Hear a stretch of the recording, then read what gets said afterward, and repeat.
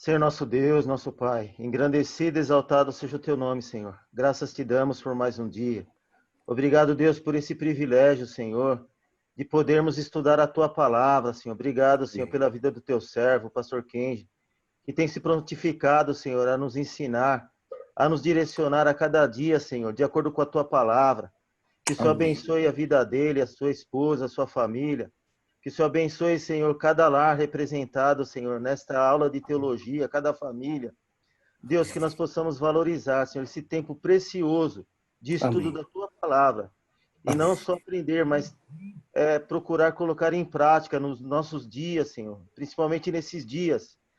Te agradecemos por tudo. Nos abençoe, Pai, para a glória do teu nome, te agradecemos. Em Amém. nome de Jesus. Amém. Amém. Amém. Muito Amém. obrigado, pastor. Muito bem, vamos dar Boas início. Nós aulas. estamos falando, estamos falando sobre dons do Espírito, mas é fundamental que nós façamos algumas distinções, porque às vezes há uma confusão em termos dessa doutrina. Então, a primeira coisa que a gente precisa colocar é que há uma distinção entre dons do Espírito e fruto do Espírito, tá? Dons do Espírito, como nós estamos aprendendo, são capacitações especiais que o Espírito Santo concede aos servos de Deus para o propósito de edificar a igreja aqui na terra. Tá? Então, dons do Espírito são capacitações especiais concedidas pelo Espírito Santo. Tá? Agora, o fruto do Espírito, que é o que você encontra lá em Gálatas capítulo 5, Paulo está falando sobre a vida pelo Espírito. Aí no versículo 22, Gálatas 5, 22, você lê assim: mas o fruto do Espírito é amor, alegria, paz, paciência, amabilidade, bondade, fidelidade, mansidão, domínio próprio. Contra essas coisas não há lei. Esse fruto do Espírito, todo crente tem, ou deve ter, ou deve manifestar. Por quê? Porque o Espírito de Deus habita em nós. Né? Nós somos templo do Espírito Santo. Então, o fruto do Espírito é algo esperado do crente. Né? Ao passo que os dons do Espírito são dons que são concedidos conforme a vontade de Deus. Então, por exemplo, eu posso não ter o dom de línguas, mas posso ter o dom de administração. Né? Eu posso não ter o dom de misericórdia, mas eu posso ter o dom de curar. Enfim, né? Agora, com relação ao fruto do Espírito, não tem opção. Todo crente tem que manifestar o dom do Espírito, porque é templo do próprio Espírito Santo. Então, precisamos fazer essa distinção. Então, quando nós falamos de fruto do Espírito, amor, alegria, paz, paciência, amabilidade, isso ocorre, esse resultado ocorre no coração do crente, porque ele está fazendo morada em nós. Né? E isso deve ser o resultado esperado da vida de cada crente. Agora, os dons do Espírito são capacitações para que nós possamos trabalhar na direção da edificação da igreja, da construção da igreja aqui na terra e para a glória de Deus. Tá bom? Então precisamos colocar isso. Outra coisa importante a respeito de dom e dons do Espírito. Vocês também já viram a expressão o dom do Espírito no singular, né? Já devem ter visto isso. Então, quando Jesus ele vai ascender aos céus, né? Ele tem um encontro com os seus discípulos, os últimos, né? No último momento, quando ele vai para o céu, ele manda para que eles possam ir para Jerusalém e aguardar, né, o poder que vem do alto. Né? Então está em Lucas capítulo 24, né? E a partir do versículo 45. Então eles abriu o entendimento, está todo mundo reunido lá, ao lado de Jesus ressurreto, né? E lhes disse: está escrito que o Cristo haveria de sofrer e ressuscitar dos mortos no terceiro dia, e que em seu nome seria pregado arrependimento para perdão de pecados a todas as nações, começando por Jerusalém. Vocês são testemunhas dessas coisas. Eu lhes envio a promessa de meu Pai, mas fiquem na cidade até serem revestidos do poder do alto. Esse revestimento foi a própria manifestação do Espírito Santo em Atos capítulo 2, né? Que foi no Pentecostes, que vocês se lembram, né? E esse revestimento é o próprio Espírito de Deus dominando, né, o corpo de Cristo que estava sendo inaugurado, que é a igreja. Tá? Então, o Espírito Santo, ele mesmo, como dom, como presente de Cristo, como presente do Pai, como presente de Deus. Então, nós temos o dom no singular, que é o próprio Espírito de Deus sendo concedido a nós, e temos os dons do Espírito, que são capacitações do Espírito Santo para que nós possamos contribuir com a nossa instrumentalidade na edificação da igreja. Então, vejam, fruto do Espírito, todo crente tem que manifestar, porque é templo do Espírito Santo. Dom do Espírito, no sentido singular, né, é o próprio Espírito sendo concedido a nós, ele se tornando, nós nos tornando morada dele. E dons do Espírito são essas capacitações especiais. E estamos lidando com os dons do Espírito, tendo dado essa introdução. Então, nós vimos que trabalhamos um pouco em cima das listas que Paulo nos oferece, né, na sua carta aos Coríntios, né?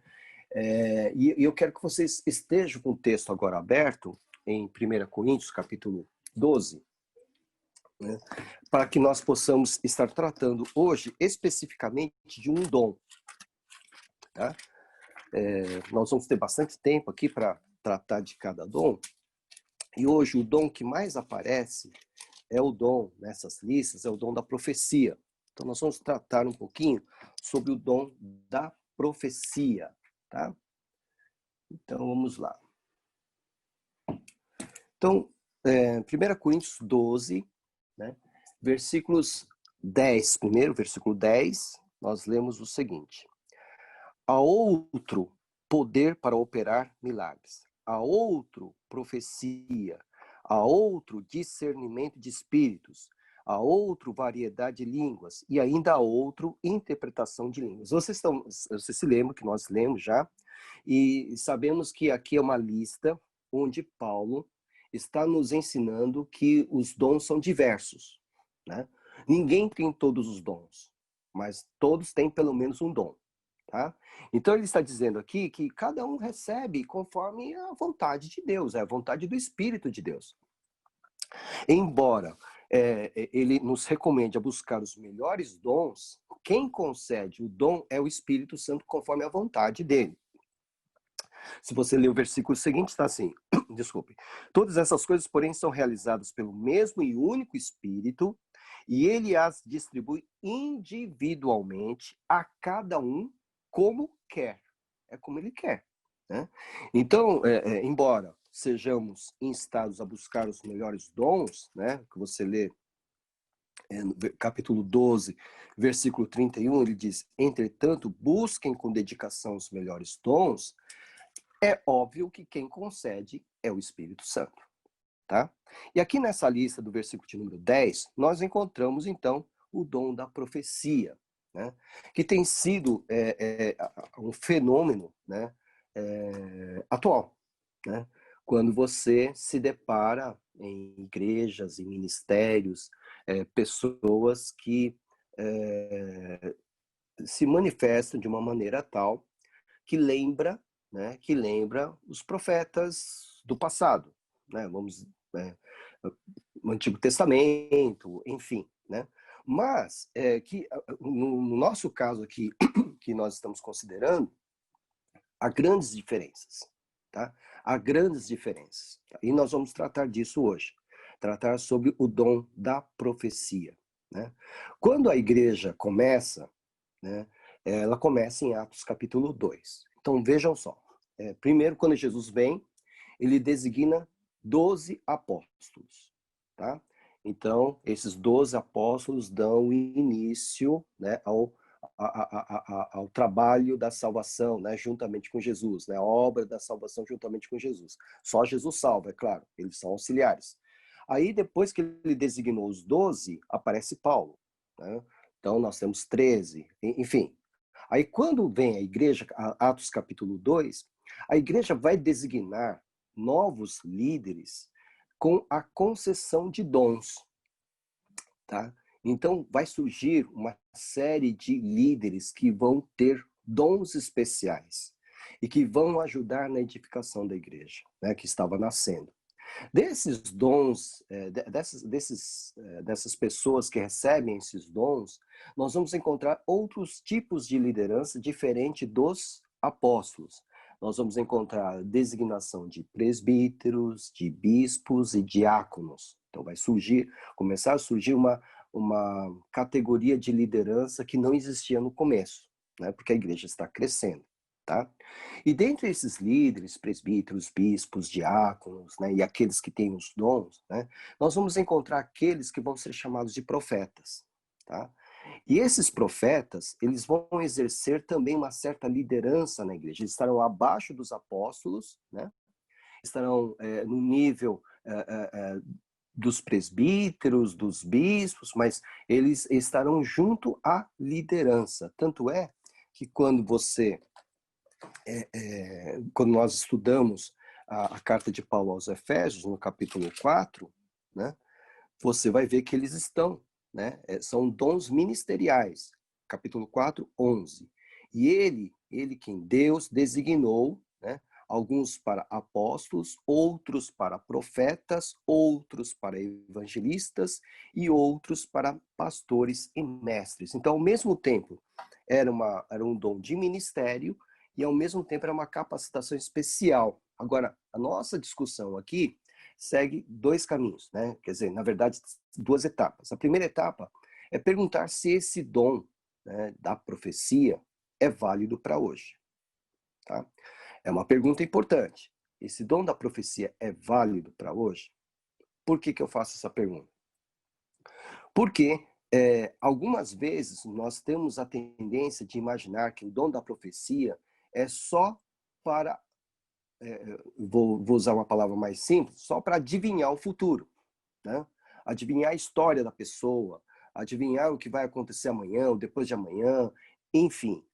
Esse fator de prognóstico, né, não era o exclusivo para uma profecia bíblica. Nem sempre havia a questão do prognóstico, né, de ver o futuro. Se você estudar os grandes profetas do Antigo Testamento, Isaías, Jeremias, né, eles estão mais preocupados com a situação moral e espiritual do seu povo.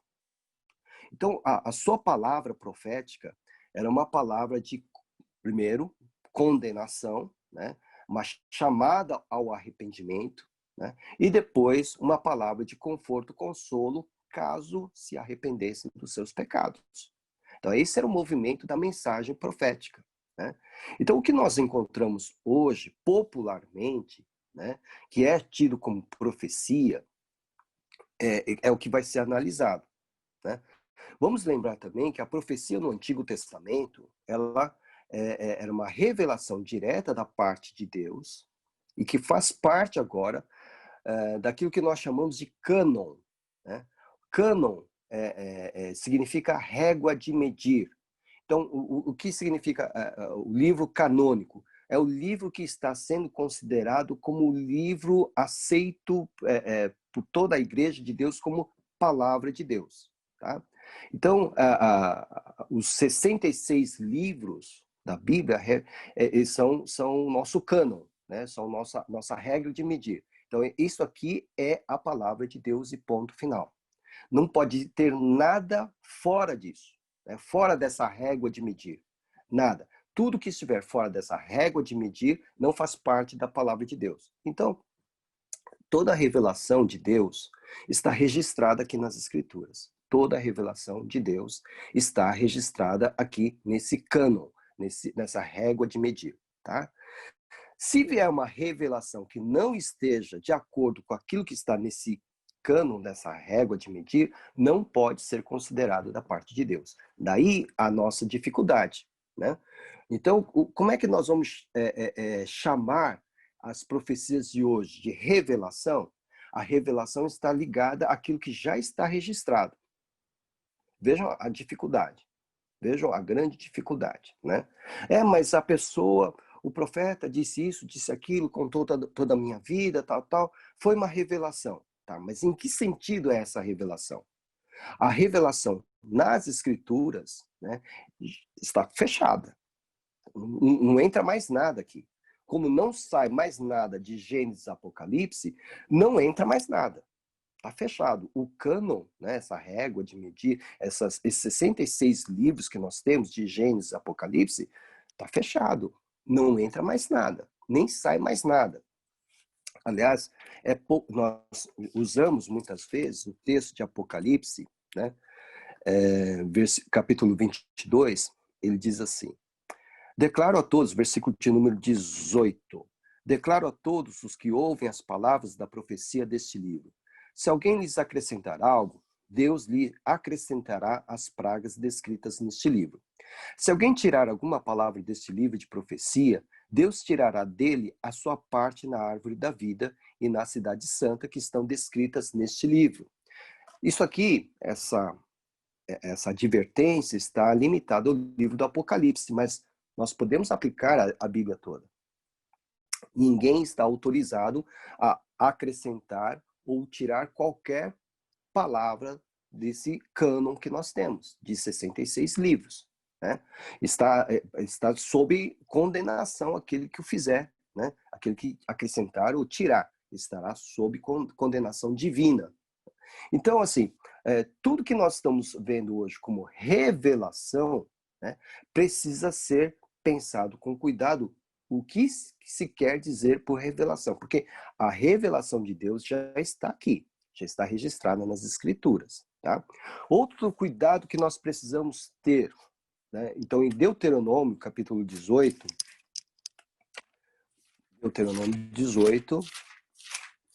nós vamos encontrar o último discurso de Moisés, né, para o povo que estava entrando na Terra Prometida. Moisés não entra na Terra Prometida, vocês sabem disso. Então ele vai pela segunda vez ele vai expor o livro da lei. Por isso Deuteronômio, né? Deutero, segundo, nomos, lei. Segunda lei, não é que tinha duas leis, não, é a segunda vez que Moisés iria expor a lei ao povo. Por quê? Porque era uma nova geração, era a geração dos filhos daqueles que morreram peregrinando pelo deserto. Você sabe muito bem que aquela geração rebelde, né, morreu toda, né, durante os 40 anos de peregrinação, e os seus filhos é que herdariam a terra prometida. Por serem seus filhos, uma nova geração, então Moisés está novamente ensinando a lei para essa nova geração. E aí ele faz uma advertência a respeito de profetas, né? E aqui vocês vão ver no capítulo 18, deixa eu ver se eu encontro aqui, 18, a partir do versículo de número 14,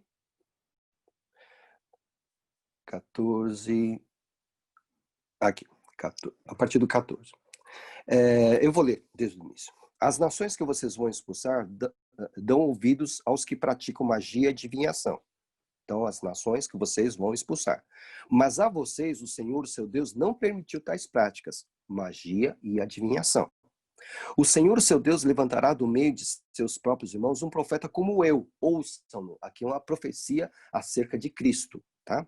Pois foi isso que pediram ao Senhor, seu Deus, em Horebe, no dia em que se reuniram, quando disseram: não queremos ouvir a voz do Senhor, do nosso Deus, nem ver o seu grande fogo, senão morreremos. Então, o que é o profeta? O profeta é o porta-voz de Deus, é o representante de Deus ao povo. O povo não queria o contato direto com Deus pelo temor, porque eles viram o que aconteceu na montanha, e pediram, então, que Moisés fosse o seu representante. Então, o profeta é porta-voz de Deus, representante de Deus para o povo. O Senhor me disse: eles têm razão, levantarei do meio dos seus irmãos um profeta como você, porei minhas palavras na sua boca, por isso o profeta é porta-voz, e ele lhes dirá tudo o que eu lhe ordenar. Se alguém não ouvir as minhas palavras, que o profeta falará em meu nome, eu mesmo lhe pedirei contas. Mas o profeta que ousar falar em meu nome alguma coisa que não lhe ordenei, ou que falar em nome de outros deuses, terá que ser morto. Mas talvez vocês perguntem a si mesmos: como saberemos se uma mensagem não vem do Senhor? Então, aqui tem um critério, né? Se o profeta proclamar em nome do Senhor não acontecer nem se cumprir, essa mensagem não vem do Senhor. Se o que o profeta proclamar em nome do Senhor não acontecer nem se cumprir, essa mensagem não vem do Senhor. Aquele profeta falou com presunção, não tenham medo dele. Então, nós temos uma regra aqui no Antigo Testamento. Primeiro, o profeta é porta-voz de Deus, tá? Ele representa Deus para o povo, né? O sacerdote representa o povo para Deus e o profeta representa Deus para o povo, tá? Ele é um porta-voz, ele tem que trazer a mensagem de Deus ao povo, tá? Ele tem que trazer uma mensagem da parte de Deus. E como é que eles teriam, ou saberiam se a mensagem veio ou não do Senhor? Ele coloca a regra aqui. Se o que o profeta proclamar em nome do Senhor não acontecer nem se cumprir, essa mensagem não vem do Senhor, tá? Então, esse é o critério, tá bom? Então, veja, temos Deuteronômio 18, tá? Como critério para nós pensarmos sobre profecia. Temos a questão da presença mesma do Espírito de Deus na igreja, que concede à igreja profetas. Então, nós estamos aqui no primeiro século. Então, e temos também a pergunta que eu fiz. Esse dom é válido para hoje? Está acontecendo hoje? Então, vocês perceberam que a equação ela é complexa e nós vamos trabalhar em cima disso hoje. Existem pessoas, como eu já falei para vocês, que não creem que esses dons, os mais carismáticos, vamos assim dizer, sejam atuais. Que eles só funcionaram, vamos assim dizer, no primeiro século, quando se comprovou a presença do Espírito de Deus de forma objetiva, histórica, concreta na igreja. Depois disso, não houve mais necessidade dos dons de miraculosos, vamos assim dizer. Então, de cura, de línguas, enfim. Então, a partir daquele momento em que ficou estabelecido que o Espírito de Deus estava realmente no meio da igreja, não houve mais necessidade desses dons chamados de sinais ou miraculosos, tá? Essa posição que eu já falei para vocês é a posição cessacionista, tá? Então, os dons de ensino continuaram, os dons de administração, de socorro, enfim, mas os de milagre não precisaram mais. Mas há uma outra posição que defende que esses dons também são atuais. Então, eles permanecem, né? Eles acompanham toda a história da igreja desde o primeiro século, está até o dia de hoje, que são os continuacionistas, né? Eles entendem que esses dons são atuais. Então, hoje tem dons de línguas, como houve dons de línguas no passado. Há interpretação de línguas, como houve a interpretação no passado. Né? São os continuacionistas, tá? Então, nós vamos partir para a linha continuacionista, né? Porque eu mesmo entendo que os dons são atuais, os dons de sinais são atuais. Então, nós vamos caminhar por aí, tá? Mas mesmo caminhando pelo entendimento que os dons são atuais, precisamos nos perguntar se aquilo que está acontecendo hoje vem ou não do Senhor, né? Se esses dons chamados de profecia hoje, né, mesmo para os continuacionistas, né, são ou não do Senhor. Então, existem algumas características que a própria Bíblia nos ensina acerca desses dons de profecia. Então, quero que vocês me acompanhem, tá? Então, qual é o conceito, quais são os conceitos sobre profecia, o dom de profecia que nós podemos encontrar entre os grandes pensadores da igreja? Tá? Então, eu vou citar algumas definições e nós vamos pensar um pouquinho em cima dessas definições. Então, para dois teólogos chamados Robertson e Plumer, eles vão dizer o seguinte: profetizar, dom da profecia, profetizar era o poder de ver e tornar conhecida a natureza e a vontade de Deus, um dom de percepção da verdade e de poder para compartilhá-la, e, portanto, uma capacidade de edificar o caráter de homens, estimular suas vontades e encorajar o seu espírito. Eu vou repetir.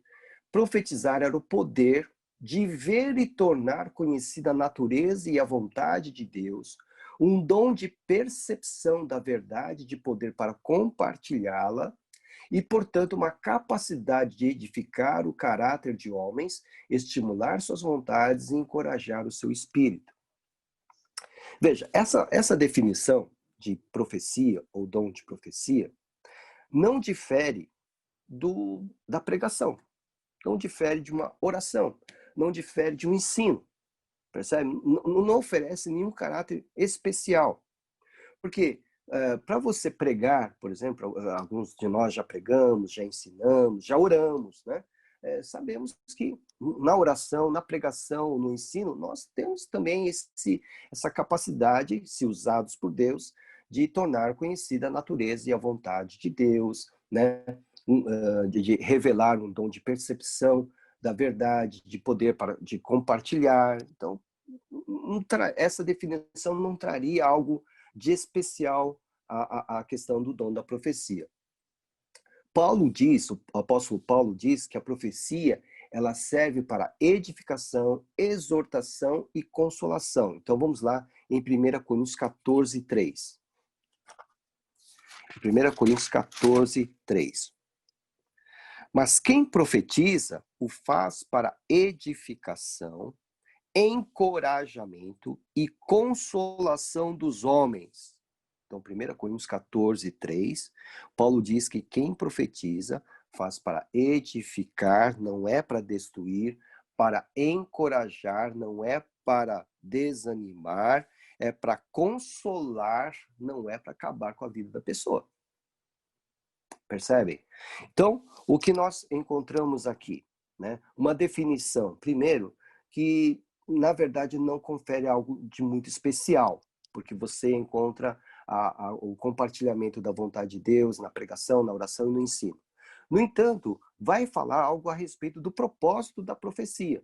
O propósito da profecia é exatamente isso, né? O dom da profecia, ele tem que levar em conta essa questão lembra-se disso, né? Todos os dons do Espírito são dados pelo Senhor para a edificação da igreja, não é para a sua destruição, não é para a sua divisão, não é para a questão de que Paulo estava numa igreja de Corinto onde estava havendo divisão, né?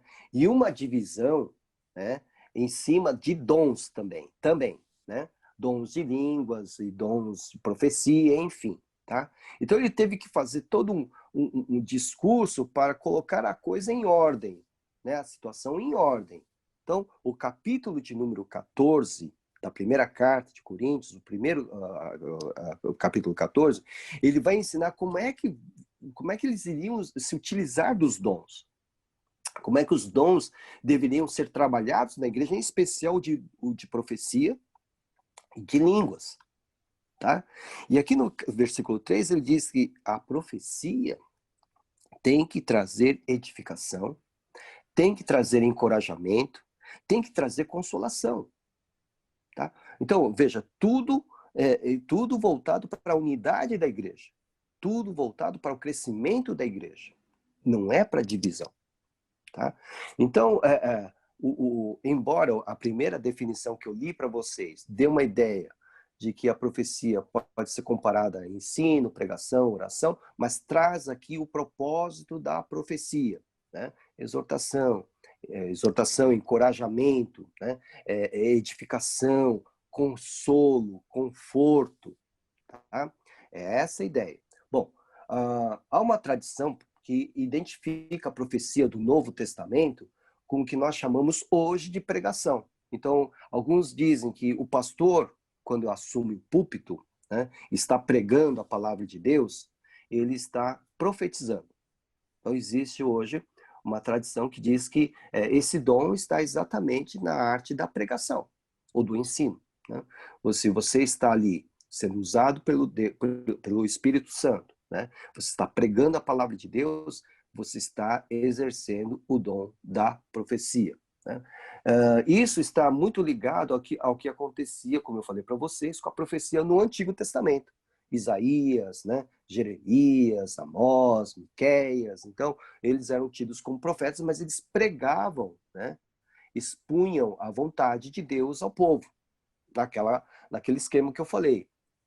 Pecado, né, condenação do pecado, arrependimento e o convite para retornar à comunhão com Deus. Tá?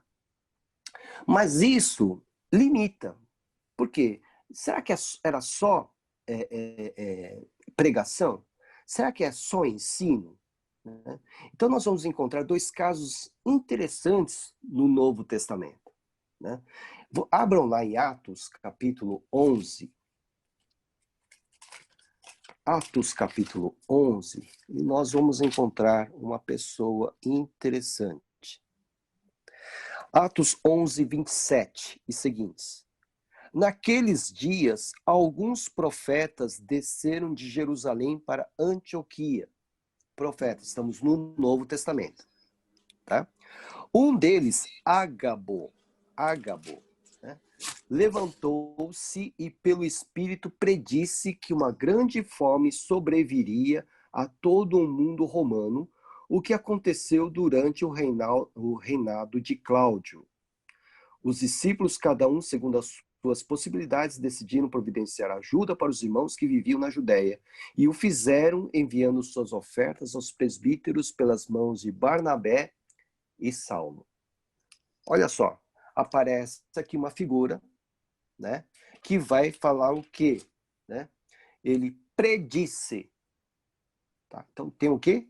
Prognóstico. Tá? Estamos no Novo Testamento. Ok?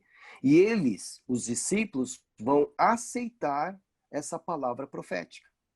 Porque eles já, olha, vai ter uma grande fome, né, em todo o mundo romano. Versículo 29. Os discípulos, cada um com as suas possibilidades, então aceitaram a mensagem profética de Ágabo, inclusive Paulo. Né? Versículo 30. E fizeram enviando suas ofertas aos presbíteros pelas mãos de Barnabé e Saulo ou Paulo. Né? Então nós temos esse caso aqui.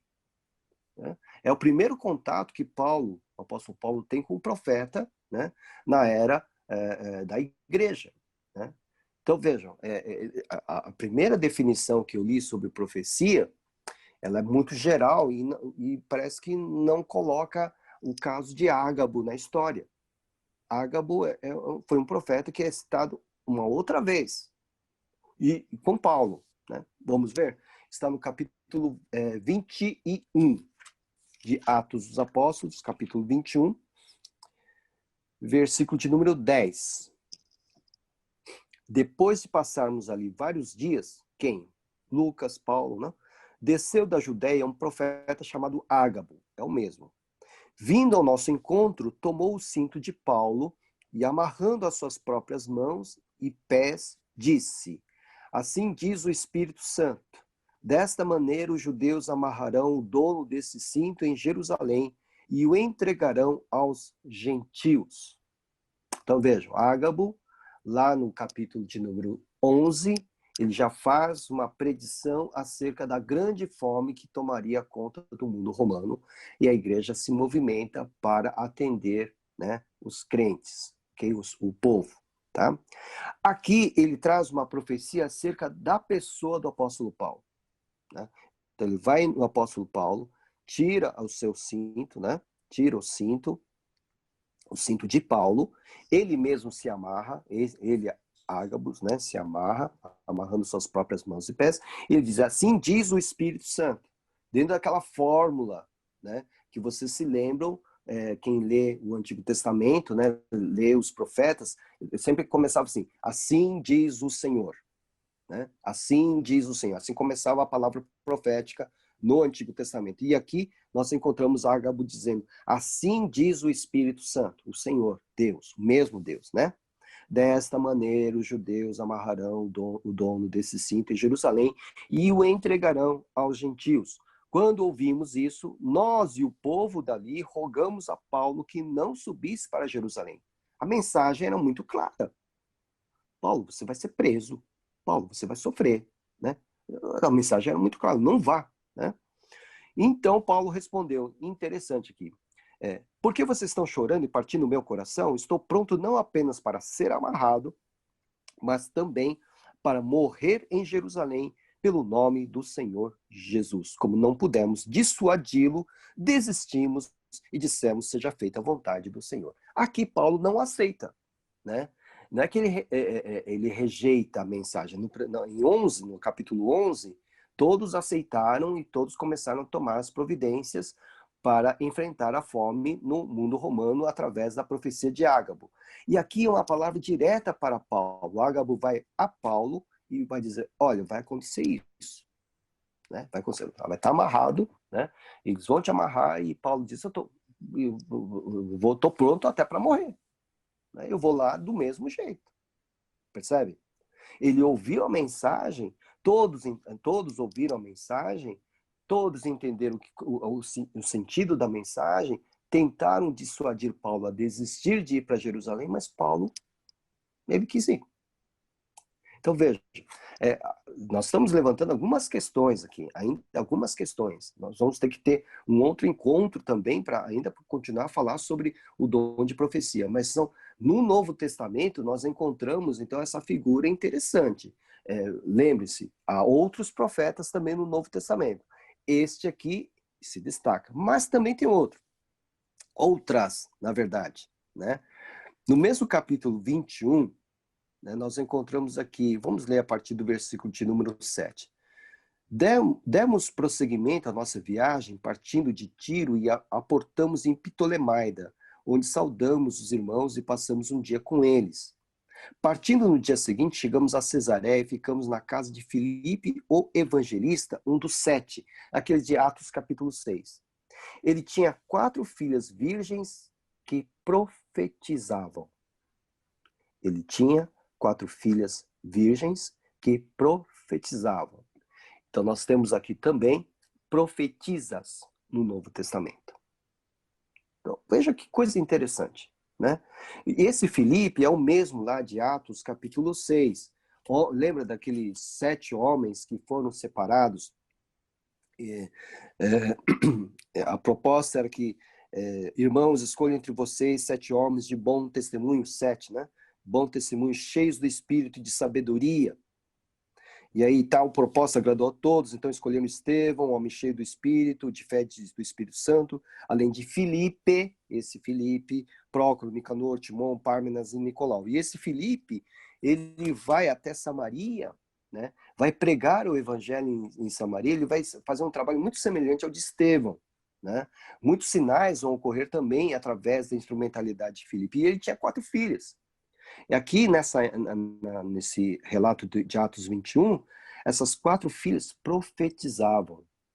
Então, nós temos profetisas, nós temos profetas, e nós temos esse tal de Ágabo. Nessas 2 situações, a primeira de Ágabo, né, Paulo aceitou e tudo bem.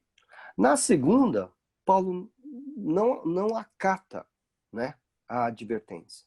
Ele simplesmente vai para Jerusalém e vocês sabem o que aconteceu. Só que em Jerusalém, a profecia que Ágabo vai colocar aqui é que ele diz que os judeus entregariam, né, Paulo aos gentios, aos romanos. Quando a gente olha para a história de Paulo em Jerusalém, a gente vai perceber que foram os romanos que tiram Paulo das garras dos judeus, porque os judeus queriam matá-lo. Né? Então são os romanos que, não é que salvam, eles tiram Paulo das mãos dos judeus, porque Paulo se declara cidadão romano.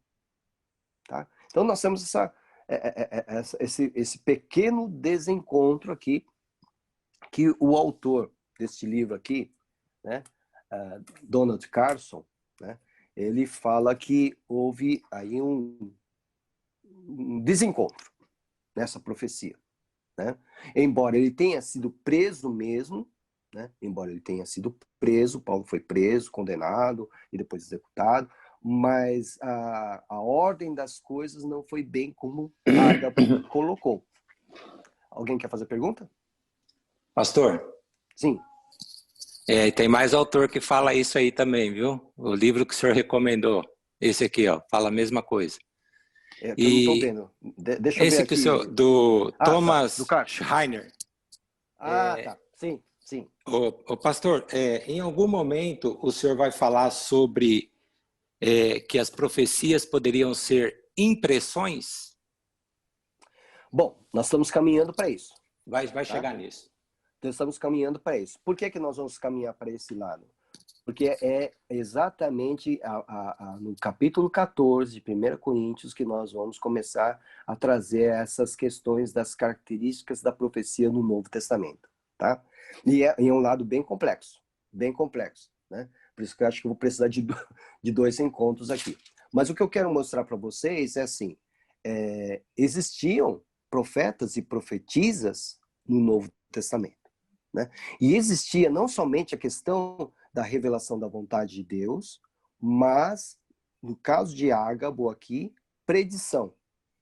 2 predições. Né? Fome no mundo romano, ok? E a prisão de Paulo, sendo que Paulo ainda estava livre. Né? Ele estava ali, né, com os discípulos, e Ágabo vai chegar e vai dizer, olha, você vai ser preso. Né? Assim diz o Espírito Santo, você vai ser preso. É interessante que ele fala, assim diz o Espírito Santo, marcando realmente o ministério do Espírito de Deus no meio da igreja. Agora a gente vai para 1 Coríntios capítulo 14, né? Como o Davi já tinha indicado, a questão da impressão, etc e tal. Nós vamos para 1 Coríntios capítulo 14, né? No capítulo 14, versículos 29 a 30, nós lemos o seguinte: tratando-se de profetas, falem 2 ou 3, e os outros julguem cuidadosamente o que foi dito. Vou repetir. Tratando-se de profetas, falem 2 ou 3, e os outros julguem cuidadosamente o que foi dito. Se vier uma revelação a alguém que está sentado, cale-se o primeiro, pois vocês todos podem profetizar, cada um por sua vez, de forma que todos sejam instruídos e encorajados. O espírito dos profetas está sujeito aos profetas, pois Deus não é Deus de desordem, mas de paz. Percebem aqui? Então, significa que nós temos regras. Significa que existem critérios. Significa que existe ordem. Né? Então, diferentemente do que nós encontramos hoje, principalmente no meio neopentecostal e pentecostal, né? Em que se fala de liberdade do espírito, etc. e tal, e há até uma certa confusão. Diferentemente disso, o que encontramos aqui nas recomendações de Paulo é que haja ordem. Tá? Então veja, só nesse trecho que nós lemos, ele fala dos profetas, dos porta-vozes de Deus, ele limita o número. Não é todo mundo que vai ficar profetizando. 2 ou 3. E eles têm que ser submetidos ao julgamento dos outros. Aqui tem uma outra situação. Outros quem? Outros profetas? Ou toda a igreja? Então, o Carson, esse autor que eu acabei de apresentar, ele diz que esses outros devem ser a igreja. A igreja toda deve julgar, né, o que foi profetizado. Então, a profecia, ela pode sim passar pelo juízo, pelo crivo do julgamento da igreja, para que a igreja decida se é de Deus ou não é de Deus. Olha só que coisa. Hoje, o que nós encontramos, uma certa, né, prepotência, vamos assim dizer, de alguns que trazem as suas profecias como palavra revelada de Deus, indiscutível, imaculada, etc, etc. Você não pode absolutamente contrariar aquilo que foi profetizado. Só que nas orientações paulinas, o que nós estamos encontrando aqui é justamente o contrário. Você pode julgar o que foi profetizado. Percebem? Veja a complexidade. Né? Então, tratando-se de profeta, falem 2 ou 3, não é todo mundo. Os outros julguem cuidadosamente o que foi dito. E aqui nós temos uma conexão com o outro dom do Espírito, que é o de discernimento de espírito, que também nós vamos tratar à parte. tá? Se vier uma revelação a alguém, ok? Que está sentado, então os outros estão, implica que os outros que estão profetizando estão em pé, né? Se vier, ele se levanta e os outros sentam, ou o outro se senta. Existe ele está colocando uma ordem aqui. Não é interessante? Cada um pode profetizar, cada um por sua vez. E qual é o propósito da instrução? Do propósito da profecia? Para que todos sejam instruídos e encorajados. Ora, se todo mundo começar a falar ao mesmo tempo, quem é que vai entender? Ninguém vai ser encorajado, nem vai ser instruído. Então, um de cada vez, né? 2 ou 3. O espírito dos profetas está sujeito aos profetas, ou seja, eu posso me controlar. E vocês vão ver isso no dom de línguas também, né? É a mesma recomendação em relação ao dom de línguas. Quando ele vai falar, olha, aquele que fala em línguas e percebe que não tem ninguém que o interprete, então fica entre você e Deus, né? Não continua, não. Se não tem interpretação, se não tiver interpretação, não vai ter edificação da igreja, porque o propósito é que todos sejam abençoados. Se você está falando em línguas, só você está orando bem, mas os outros não estão entendendo o que está acontecendo, então fica você e Deus. Nós vamos ver isso aqui na primeira carta de Paulo aos Coríntios, capítulo 14. Tá? Então veja as características aqui. Bom, então tem um teólogo chamado Gruden, ele vai dizer o seguinte: profecia, portanto, é a recepção e a subsequente transmissão de uma revelação espontânea e divinamente originada. Então, é espontâneo no sentido de que não foi nada preparado, nada ensaiado, simplesmente acontece. Só que a pessoa que tem esse dom, ela é um instrumento afável, né, da parte de Deus, né, para não somente receber, mas para transmitir aquilo que recebeu, né, e sabe que aquilo veio de Deus. Tá? Agora, dentro desse texto aqui, como é que nós vamos trabalhar, então, a questão da profecia nos dias de hoje, né? Então, nós vimos a questão de Ágabo. Então, Ágabo, na primeira, a profecia foi aceita por Paulo tranquilamente. Na segunda, Paulo julgou a profecia, né? E depois também, não somente julgou, mas nós vimos pelos detalhes que alguns dados estavam desencontrados, né? Ao invés dos judeus entregarem Paulo aos gentios, né, aos romanos, foram os romanos que tiraram Paulo das garras dos judeus, né? Mas, ao mesmo tempo que nós temos essa questão de poder julgar as profecias, nós também temos uma recomendação de Paulo para não desprezá-las. Então, vamos lá. 1 Tessalonicenses 5:20. Ele diz, vou ler o primeiro 19. Não apaguem o espírito. Não tratem com desprezo as profecias, mas ponham à prova todas as coisas e fiquem com o que é bom. Então, não apagar o espírito, claro que a gente não tem esse poder de apagar o espírito. Não é isso, tá? Assim, pode falar, irmão Josué. Pastor, nesse texto, um texto anterior, de 1 Coríntios 14, onde tem ali os 3 profetas, falam que tem que ter ordem, tem que... Paulo, né? Então, no 29, 1 Coríntios 29, tratando de profeta, fala em 2 ou 3 e os outros julguem cuidadosamente o que foi dito. O pastor falou que o autor do livro que o senhor está aí utilizando, diz que pode ser a igreja, não é isso? Esses outros. A igreja. Sim. A igreja. Mas aí, eu vendo aqui o versículo 32, o espírito dos profetas está sujeito aos profetas.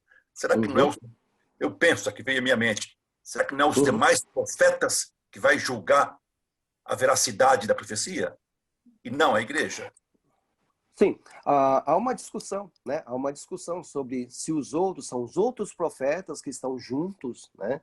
Que vão julgar o que foi profetizado pelo seu par, ou se a própria igreja. Então, qual é o argumento do Donald Carson? Ele diz assim, olha, numa igreja, que tem uma liderança, né, presbíteros, claro que no nosso caso são pastores, diáconos, etc. e tal, não é possível, né, que nenhum dessa liderança tenha discernimento espiritual, que não tenha discernimento espiritual para julgar uma profecia, já que são líderes. Implica que quem é líder, se a igreja realmente seguiu as recomendações, ela elegeu, designou líderes que tenham dons apropriados para a liderança. Okay? Então, se houver uma profecia no meio da igreja, outros líderes também podem julgar o que foi profetizado. Tá? Sim. Aqueles, por exemplo, que têm o dom do ensino, por exemplo, não são profetas, mas têm o dom do ensino. Aqueles que têm os dons de conhecimento e sabedoria, que fazem parte da lista de dons. Esses, exatamente pelos dons que receberam do Espírito de Deus, podem julgar sim a palavra profética, podem julgar sim o que foi profetizado. É por isso que ele inclui nesses outros toda a igreja, entendeu? Porque toda a igreja é carismática, vamos assim dizer. Toda a igreja é carismática, ela recebe os dons do Espírito de Deus, né? Então, seja a partir do ensino, seja a partir da liderança, administração, né? Seja a partir do conhecimento, da sabedoria, tais irmãos que não são profetas podem e devem participar do juízo das profecias que são trazidas no meio da igreja. Tá bem, tá bem. Tá? Agora o versículo 32, o espírito dos profetas está sujeito aos profetas, é uma questão pessoal, né? O profeta, ele consegue se controlar, ele consegue administrar o seu íntimo. Porque o que ele quer dizer? Você já encontrou pessoas dizendo assim, quando eu sou usado pelo Espírito, eu não tenho controle, né? Porque eu sou usado pelo Espírito, eu não tenho controle. Não, está falando exatamente o contrário aqui. Tanto para profecia, quanto para línguas. Então, as pessoas acham, tem que brigar, essas pessoas têm que brigar com Paulo, não comigo, né? Porque Paulo está dizendo que tem como controlar, sim. Dá para controlar, sim. Se alguém está falando em línguas e percebe que não tem interpretação, ele tem que se calar, é o que ele está dizendo aqui. Então você pode parar. Se alguém está profetizando e tal, e percebe que uma outra pessoa tem uma outra revelação, conforme está aqui nesse texto, ele se senta para o outro falar. Então, o espírito dos profetas está sujeito aos profetas. Há um controle, né? Há condições de se controlar. Por quê? Porque o culto não é uma bagunça, não é uma desorganização, não é uma desordem. Versículo 33. Pois Deus não é Deus de desordem, mas de paz. Né? Então, essa é a recomendação paulina. Quando, mesmo dizendo isso, mesmo trazendo essas recomendações, Paulo diz, olha, mas mesmo assim não desprezem, não apaguem o Espírito. Né? Como eu estava falando, nós não temos o poder de apagar o Espírito, não é isso que ele está dizendo. É de nós impedirmos que o Espírito se manifeste no nosso meio. Esse é o sentido de não apagar o Espírito. De impedir que o Espírito se manifeste no nosso meio. Então, não façam isso, ele está dizendo. Não façam isso, não apaguem o Espírito.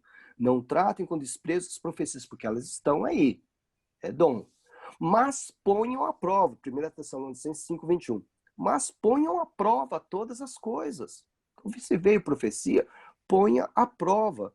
E fiquem com o que é bom. Retenha aquilo que é bom. Então, é uma recomendação. Então, você precisa... as profecias podem, sim, ser colocadas sob juízo da igreja, de toda a igreja, para ver se é de Deus ou não. Por isso ele fala cuidadosamente, sem que a desprezemos. João também vai nos ensinar isso, a respeito desse cuidado com o julgamento das profecias. 1 João capítulo 4, vocês podem ler. Desculpa. 1 João 4. Amados, não creiam em qualquer espírito, mas examinem os espíritos para ver se eles procedem de Deus, porque muitos falsos profetas têm saído pelo mundo. Então, não é para crer em qualquer profecia, né? Mas examinem, né? Porque falsos profetas têm saído pelo mundo. Vocês podem reconhecer o Espírito de Deus deste modo. Todo espírito que confessa que Jesus Cristo veio em carne procede de Deus. Mas todo espírito que não confessa Jesus não procede de Deus. Esse é o espírito do anticristo, acerca do qual vocês ouviram que está vindo e agora já está no mundo.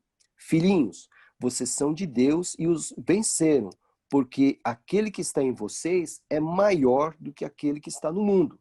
Nós temos esse privilégio, né, de nós não cairmos em uma armadilha. Eles vêm do mundo, por isso o que falam procede do mundo, os falsos profetas. E o mundo os ouve. Nós viemos de Deus e todo aquele que conhece a Deus nos ouve. Mas quem não vem de Deus não nos ouve. Dessa forma, reconhecemos o espírito da verdade e o espírito do erro. A grande preocupação, já no início da história da igreja, tem duas direções: falsos profetas e falsos mestres, que estavam no meio da igreja. Tá? Então, os apóstolos, eles se dedicam a ensinar a igreja a identificar, a ter critérios, para que não seja a igreja enganada com falsas profecias e falsos ensinos. No nosso caso, o que nós estamos considerando hoje com os profetas, estamos debruçados aqui em 1 Coríntios capítulo 14. Então ele está dizendo, toda profecia aqui pode ser cuidadosamente julgada. Né? É o que você não encontra. Né? Você não encontra esse tipo de prática no nosso meio. Né? O profeta de hoje fala e aquilo é tido como líquido e certo, sem nenhuma discussão, sem se julgar se veio ou não, de forma cuidadosa, da parte de Deus, ou se veio do coração do profeta. Né? Algumas vezes, e aí começo a introduzir aquilo que o Davi me colocou, algumas vezes o que está ali diante da igreja é um desejo da pessoa que está trazendo, entre aspas, a profecia. Entendeu? Entre o aspecto psicológico. Tá? Então, ele não está profetizando, ele está trazendo um desejo íntimo. Ele está trazendo algo que é do seu próprio coração, mas por conta, talvez, da sua posição na igreja, ele vai trazer aquilo com a roupa de uma profecia. Por exemplo, ao invés de chegar para alguém que está doente e dizer, Senhor, abençoa essa vida, para que essa vida seja curada, etc. e tal, de repente, por conta de uma série de fatores, ele vai dizer, assim diz o Senhor, eis minha serva, que você está curada, etc, etc. Deus não falou, foi uma impressão dele. Foi uma questão psicológica, né? Que tem vários fatores envolvidos aí que fizeram com que ele dissesse como se fosse da parte de Deus. Ao invés de ser uma oração, ele transforma essa oração, ele coloca uma roupa de profecia nessa oração. Veja a importância do dom do discernimento de espírito na igreja hoje. Né? Para definir se é ou não realmente da parte de Deus. Nós estamos num campo assim bem minado. Né? O próprio Donald Carson, ele diz, olha, em conclusão, nós não temos conclusão. Obviamente, né? Porque isso faz parte de um campo complexo. Mas nós temos que ter alguns cuidados. Como o João mesmo diz, não deem crédito a todos os espíritos. Né? Exatamente, Rosana. Muitas vezes entra a questão da vaidade. Né? Da vaidade. Vejam, voltando um pouquinho ao dom de línguas, né? Porque também tinha uma dificuldade aqui entre profecias com línguas e profecias sem línguas, né? Aqui em 1 Coríntios. Mas, enfim, a questão da vaidade, né? A questão da pressão social. Existem igrejas que por exemplo, só admitem pregadores que preguem em línguas. ou só admitem membros na igreja que falem em línguas. Só que nós vimos em 1 Coríntios 12 que os dons são distribuídos individualmente conforme a vontade soberana de Deus. Se Deus não quiser que você tenha dom de línguas, você não vai ter. Você vai ter outro dom, mas não de línguas. Mas há igrejas que pressionam de uma maneira tal que a pessoa se sente, entre aspas, na obrigação de manifestar aquele dom, por causa da posição que alcançou, não sei, né? Por causa da própria vaidade, pode ser, não é? Enfim, então existe uma pressão também. Existe o desejo íntimo das pessoas de se mostrarem mais espirituais do que as outras, que ocorria aqui em Corinto, né? E eles estabeleceram que aquele que falava em línguas era mais espiritual do que o outro. Uma coisa que acontece hoje. Estamos aqui a uma distância de 21 séculos e ainda acontece hoje, né? Quem fala em línguas é melhor do que aquele que não fala. Estava aqui em Corinto e Paulo adverte aqui, né? Paulo vai dizer, olha, eu falo muito mais línguas. Ele vai dizer aqui, olha, versículo 19 do 1 Coríntios capítulo 14. Capítulo 14, versículo 18. Dou graças a Deus, Paulo está dizendo, dou graças a Deus por falar em línguas mais do que todos vocês. Paulo está dizendo, eu falo mais do que vocês. Muito mais. Né? Versículo 19. Todavia, na igreja, prefiro falar 5 palavras compreensíveis para instruir os outros a falar 10.000 palavras em uma língua. Entendeu? Então, veja, o propósito do dom é a edificação da igreja. Então, alguns, levados pela vaidade, levados pela pressão da sociedade, né, da comunidade, né, da igreja, eles, vamos assim dizer, forçam a situação, né, para outros propósitos, que não o da edificação da igreja, mas apenas para se assegurar pessoalmente, né, dentro da sua comunidade. Sim, Rosana, pode fazer a pergunta. Então, pastor, às vezes as pessoas perguntam, a pessoa foi batizada no Espírito Santo e parece que batizada no Espírito Santo é falar em línguas. Quer dizer, se nem todo mundo tem esse dom, então não foi batizado no Espírito Santo? Pois é. Essa ideia da segunda bênção, né, do segundo batismo, né, vem de uma interpretação equivocada do relato de Atos dos Apóstolos. Né? Então, em Atos capítulo 2, nós encontramos ali que os 120 estão ali naquela casa e o Espírito de Deus se manifestou daquela forma maravilhosa e eles começaram a falar em outros idiomas, não outras línguas estranhas. Eram estranhas para os discípulos, mas eram conhecidas pela audiência que estava ali. Tanto é que se fala de várias nações e que estavam ali presentes que ouviram na sua própria língua o que os discípulos estavam falando. Depois, nós vamos encontrar isso aqui no capítulo 2, em Jerusalém. Tá? Aí nós vamos lá em Atos capítulo 8, né? Quando lá em Samaria são mestiços, são excluídos, são odiados pelos judeus, ocorre também o batismo, né, do Espírito de Deus sobre os samaritanos e eles falam em línguas. Então vejam só, então Atos 2 fala em línguas, mas em idiomas. Tá?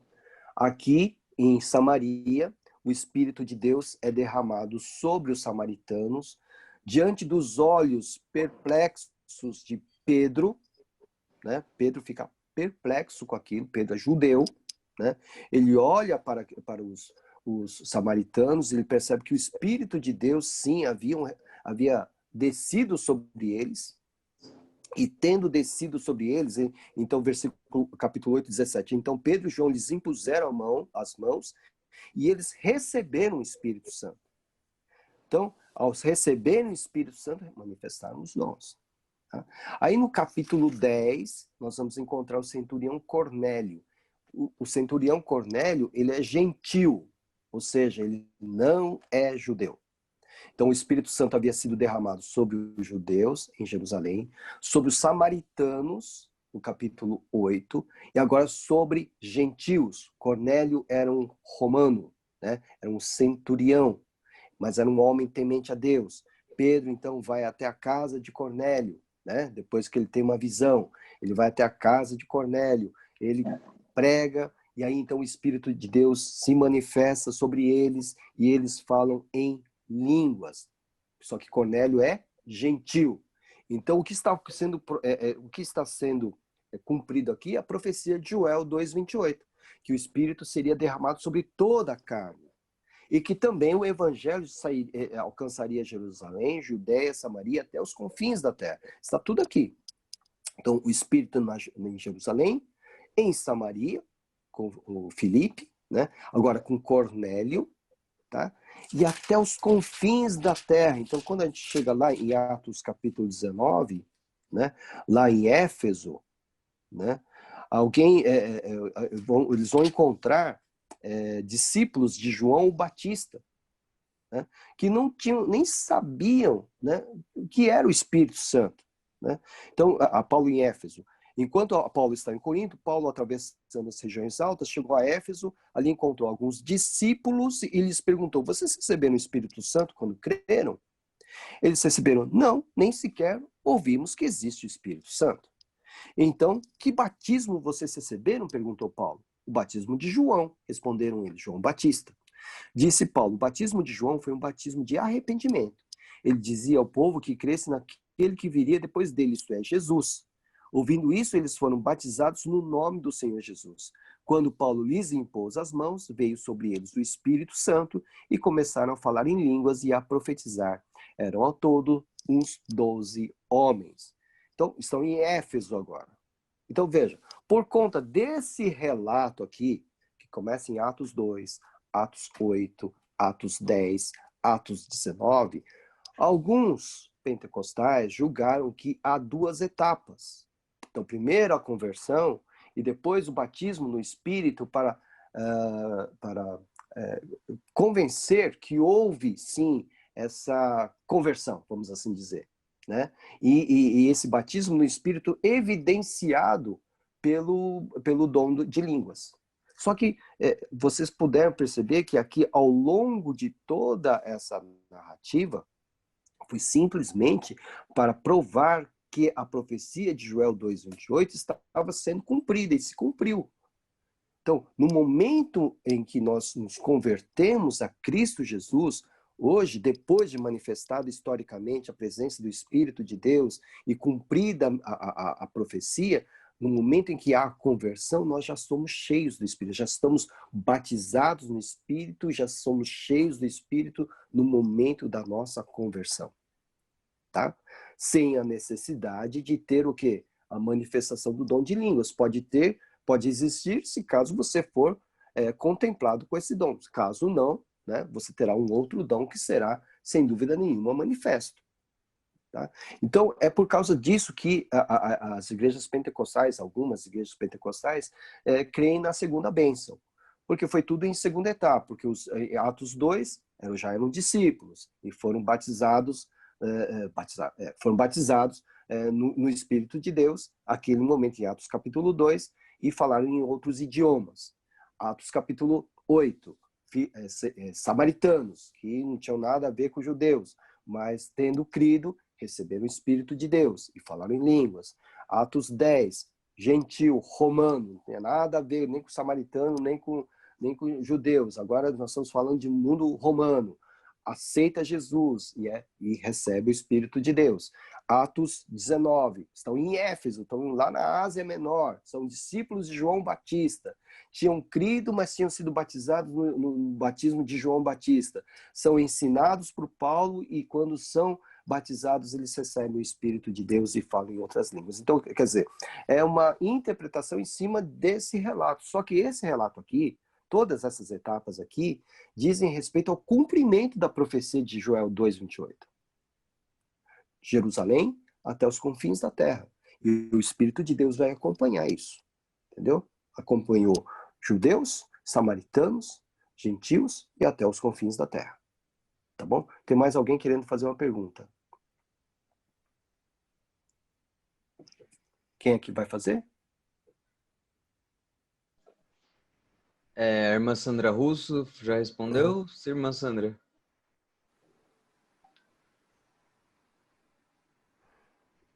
Estou lendo aqui agora. Nos países fechados ao evangelho chegam relatos de visões de muçulmanos, de animistas. As visões como é que Cornélio teve seriam válidas para hoje? Eu sou, como eu falei para vocês, continuacionista, né? Então eu creio que sim, né? Coisas maravilhosas, já disse para vocês, estão ocorrendo no interior da Índia. Muitas coisas maravilhosas devem estar acontecendo no interior da China continental, onde existe uma igreja perseguida e que tem que ficar escondida, né? A igreja a igreja que fica, a igreja secreta, vamos assim dizer. Tem um outro nome que eu acabei esquecendo. Mas mais de 50 milhões de crentes lá na China, crentes de verdade lá na China continental, que não podem ter, que não têm a liberdade que nós temos aqui de culto, né? Então, coisas extraordinárias estão acontecendo, sem dúvida nenhuma, tá? Na visão continuacionista, que eu abraço, sem dúvida nenhuma, para mim, coisas... porque o Espírito de Deus é soberano, nós não podemos colocá-lo numa caixinha, né? Ele quer, Deus, ele quer se revelar a toda a criatura, tá? E ele tem todo o poder, tá? Então, a vontade dele é soberana. Então, ele pode se manifestar de N maneiras, entre animistas, a religião mais antiga, o animismo, né? Até entre os muçulmanos, por exemplo, com toda certeza, entre os hindus, os hinduístas, né? Sem dúvida nenhuma, Deus não os desamparou no sentido de tê-los abandonado, alargado. Nós temos a nossa missão como igreja de ir ao encontro deles, porque recebemos a grande comissão em Mateus 28, 18 a 20. Nós recebemos uma ordem de Deus, mas Deus está à frente, né? Ele está preparando o caminho. E sem dúvida nenhuma, creio plenamente que essas visões, né, como a de Cornélio, né, como de tantos outros, ainda ocorram hoje, preparando, né, fertilizando o campo para a grande lavoura, tá? Então, o que eu quero trazer nesse primeiro momento sobre profecia é que vocês perceberam que a questão é bem complexa. A profecia no Novo Testamento, ela é, portanto, segundo os critérios que Paulo está colocando na sua carta aos Coríntios, capítulo 14, ela pode ser avaliada, ela pode ser julgada, desde que cuidadosamente. Julgada em que sentido? É ou não é de Deus? É do coração do homem ou veio diretamente da parte de Deus? Tá? Isso vai de encontro ou contra aquilo que nós estamos nos deparando nos dias de hoje, quando profetas têm falado e julgam que suas palavras, suas mensagens não podem ser discutidas, não podem ser contrariadas por serem profetas ou por serem profecias. Então, isso vai contra o modelo do Novo Testamento. Não é interessante isso? Né? Não é interessante você pensar assim, olha, a pessoa traz, mesmo com aquela famosa expressão, assim diz o Senhor, assim diz o Espírito Santo, hoje, você chegar e falar, nós vamos julgar a sua profecia, se veio de Deus ou não. Isso fere, né, sem dúvida nenhuma, a vaidade das pessoas, né, o orgulho das pessoas, porque como é que está duvidando de mim? Mas é o que Paulo está recomendando. Julguem as profecias, não desprezem. 1 Tessalonicenses 5:20. Não desprezem, mas julguem, né? Tenham cuidado de tirar tudo que é bom, né? Julguem. Por quê? Porque existe essa complexidade nesse dom chamado de profecia, que nós vamos trabalhar um pouquinho mais em relação àquilo que já está revelado nas Escrituras e o porquê de termos esse cuidado, né? Como eu falei lá em Apocalipse, né? Aquele que acrescentar e aquele que retirar será está debaixo da condenação divina, né, vale para toda a Escritura. Eu tenho bastante problemas com aquele autor que já morreu, né, o Kenneth Hagin, né? O Kenneth Hagin, ele escreveu vários livros, né? Ele é da área da confissão positiva, né? Então, é aquilo do eu declaro, decreto, enfim, eu determino, né? Ele, Kenneth Hagin, né?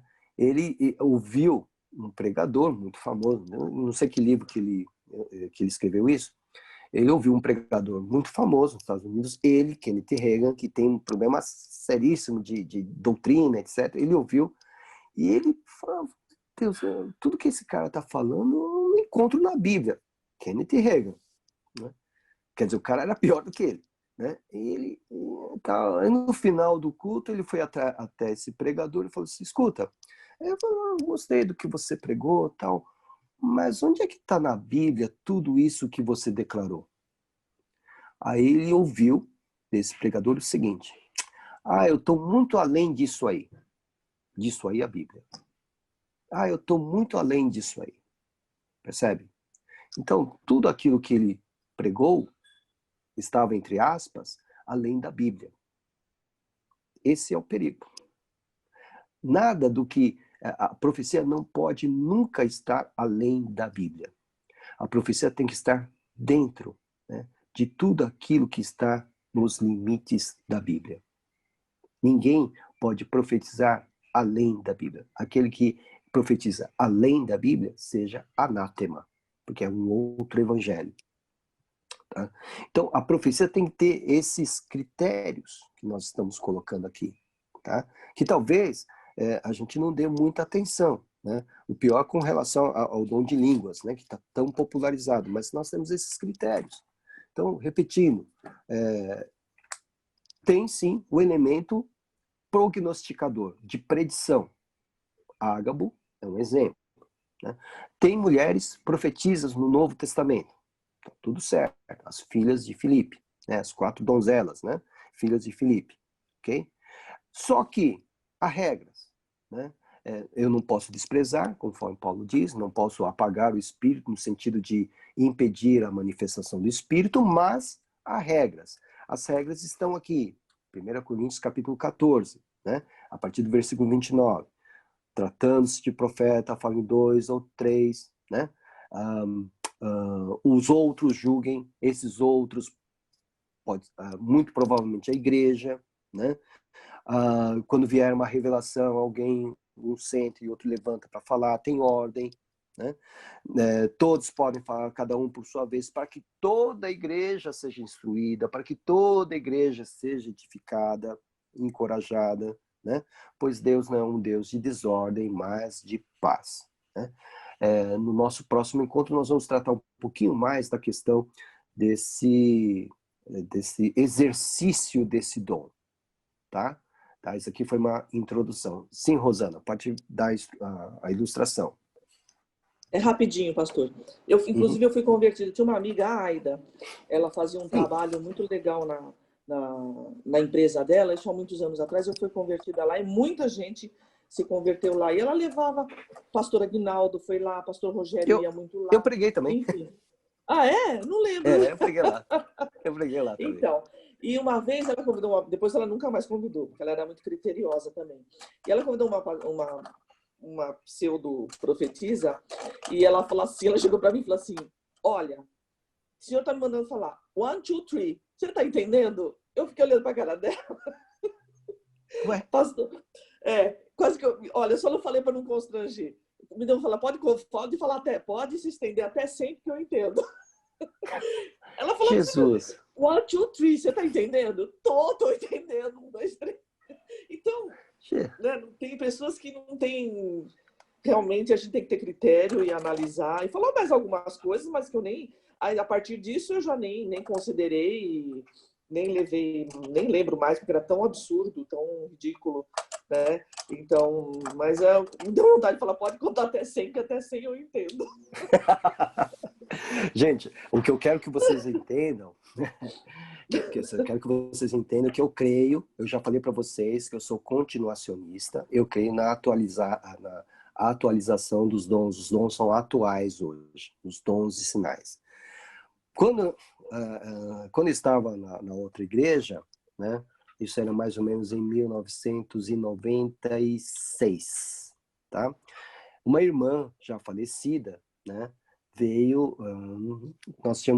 eles têm lá o culto de terça-feira à tarde, acho que foi uma terça-feira à tarde até que eu preguei, não me lembro bem. E nós temos, e acabei, no final do culto, essa irmã veio para orar por mim, e ela disse assim, eu vejo o pastor pregando numa terra muito distante. Uma terra bem distante, muito distante. Aí, amém, né? Ok? Geralmente, quando eu recebo uma profecia, eu faço exatamente como Maria, mãe de Jesus. Deixo dentro do meu coração, né? Guardo tudo dentro do meu boas, coração. Né, pastor? A ruim a gente joga dentro. A gente deixa dentro do coração, né? Mas, enfim. Aí, 1996, terra distante, né? Até cheguei para um pastor lá, falei, essa irmã falou que eu vou pregar numa terra distante, estranha e tal. Ela falou, porque você é japonês, então ela já te mandou lá para Japão, etc e tal. Até levou na gozação. Ok. Em 2009, eu estava no interior da Índia, numa aldeia, no meio do nada, pregando. É no meio da pregação que eu lembrei dessa profecia. Você percebe? Então, assim, eu creio sim, né? Às vezes a profecia não vai acontecer no dia seguinte, no mês seguinte, né? Pode se cumprir tempos depois, mas se é de Deus, vai ser cumprida. Então, eu achei muito interessante, porque eu me emocionei no meio da pregação, ali, tinha o pessoal sentado ali no chão, né, naquela aldeia, eu pregando, e de repente veio a imagem, né, daquela irmã impondo a mão sobre minha cabeça, eu de joelhos, a irmã impondo as mãos sobre minha cabeça e dizendo, eu vejo você pregando numa terra muito distante. Tá? Adriana quer perguntar isso? Pastor, é Oi. o seguinte, eu achava que quando vinha uma revelação era só para o bem, só coisas boas. Deixa eu ligar aqui que está acabando a bateria. Achava que era só coisa boa que vinha. Mas agora, vendo o Ágapo falando a respeito da fome, eu entendo que existe uma forma assim. E aí eu lembrei até de uma revelação que me fizeram uma vez. Quando o Ágapo disse, vai ter fome, ele estava querendo dizer assim, gente, se prepara. Não é que eu estou dizendo vai todo mundo morrer e pronto. Eu estou dizendo, vigia, se preparem. E aí eu lembrei que uma vez minha irmã foi numa igreja e uma irmã que tinha essas coisas de revelação falou uma coisa e aí ela me trouxe o recado. A irmã falou assim, olha, fala para sua irmã que ela vai sofrer um acidente de carro e vai ficar paraplégica. Eu falei, oi? E aí eu consigo ver a diferença entre uma pregação, uma revelação ruim e outra revelação ruim. Aqui ela me trouxe assim, não tem jeito. Você não tem nada para fazer, você vai se lascar e pronto. E o Ágapo não, ele teve uma verdadeira revelação que disse, povo, se prepare. Que era a segunda profecia também, viu, Adriana? A segunda profecia também que ele dá para Paulo. Olha, isso vai acontecer aquele que é dono desse cinto, né? E aí eu consigo ver a diferença entre a verdade de Ágabo e a não verdade dessa irmã que falou isso. Porque não agregou nada espiritualmente, nem me levou a mudar os caminhos, nada. Foi uma coisa, uma maldição, como se pudesse dizer, vazia. É isso mesmo, pastor? Sim, para causar temor. Veja qual é o propósito da profecia, como nós colocamos aqui. 1 Coríntios 14, 3. Mas quem profetiza o faz para edificação, encorajamento e consolação dos homens. Percebem? Esse é o propósito da profecia. Edificação, encorajamento e consolação dos homens. O que nós encontramos hoje é aquilo que nós chamamos de teologia do medo. Alguns líderes religiosos impõem medo no seu povo para que esse povo não o abandone. Através de profecias e outras ameaças tais, de natureza semelhante, para o povo não abandonar. Né? Ó, se você sair daqui, você vai ser amaldiçoado, vai ter câncer, vai ter não sei o quê, não sei das coisas. A pessoa não vai nunca sair de lá por medo de alguma maldição. Né? Então são profetas, exatamente, manipulação psicológica. Né? O que o Edson está colocando, exatamente isso.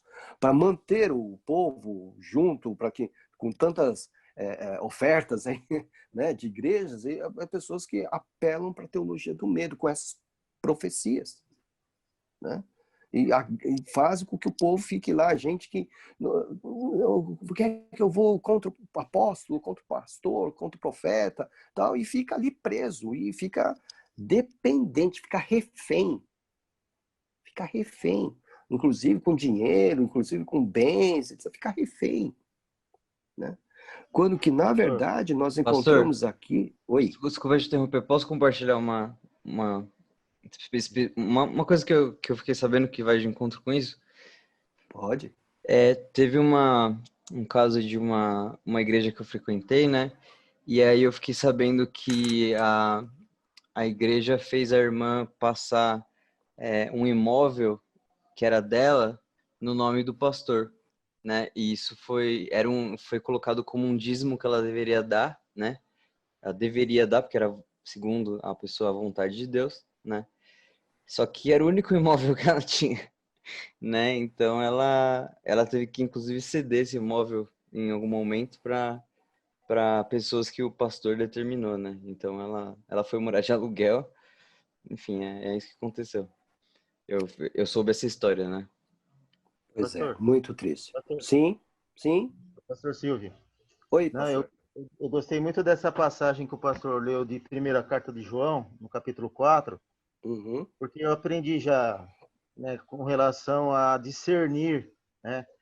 Aí até vou fazer uma pergunta para o pastor que acho que vale para todos. Se o que Jesus disse, pelo fruto se conhece a árvore, vale no sentido de saber aguardar se realmente a profecia é de Deus ou não, né? Porque tudo que é feito é como sementes, né? O que as pessoas fazem. E Jesus diz, pelo fruto se conhece a árvore. Vale esse texto para a gente ter o discernimento se realmente o que é de Deus ou o que não é? Vale, com toda certeza. Com toda certeza. Você tem que olhar para o profeta e verificar os frutos de sua vida. Porque é pelo fruto que você conhece a árvore. Né? É exatamente isso que Jesus está ensinando. Com toda certeza. E a Rosana pergunta se Deus pode mudar a profecia, né? Através da oração. Rosana, se a profecia veio de Deus, não há por que ele mudar. Né? Se é de Deus, a profecia veio de Deus, é dele mesmo, então não tem como mudar. Agora, se é uma palavra do homem, né? Como nós vimos aí, a questão da questão psicológica, a questão da manipulação, isso é uma questão do homem, claro que nós temos um Deus que nos guarda, nos protege, que cuida de nós, e através da oração, sim, ele espera a nossa oração, sim, ele pode mudar toda essa maldição lançada, né, de um homem para o outro homem, tá? Se a profecia é de Deus, portanto, não há por que mudar, porque veio dele mesmo. E as coisas de Deus também não tem dúvida, né, pastor?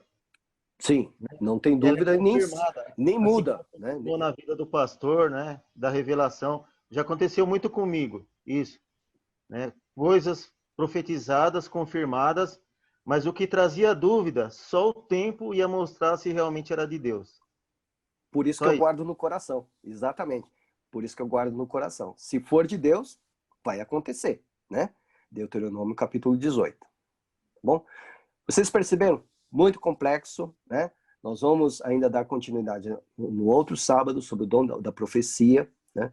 Queremos destacar aqui, cremos na atualidade desse dom, só que temos que ter toda a prudência, né? Todo cuidado, toda profecia pode ser julgada, pode ser submetida ao juízo de forma cuidadosa, de forma que possamos entender se ela está servindo para, 1 Coríntios 14:3, para a edificação, para o encorajamento e para a consolação dos homens. Se estiver dentro desse quadrado, né?